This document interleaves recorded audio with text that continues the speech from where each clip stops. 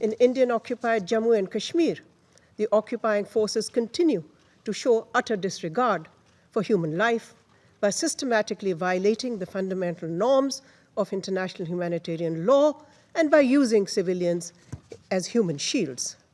Worse, perpetrators who commit such crimes are not only protected under black laws, but are honored by the military command. Reports of the use of torture as an instrument of repression in Indian-occupied Jammu and Kashmir have been verified by the Special Rapporteur on Extrajudicial Executions and Torture and by prominent rights groups in India.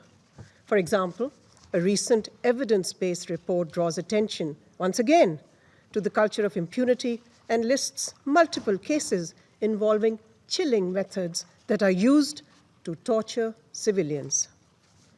Mr. President, civilians who should be the primary subject of protection have become the principal objectives of attack.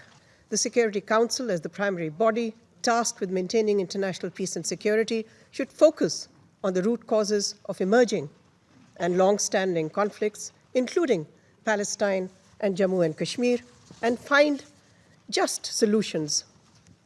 Inaction by the Council in cases of foreign aggression and occupation comes at a high human cost. But unfortunately, we continue to see legal and moral values sacrificed at the altar of political expediency.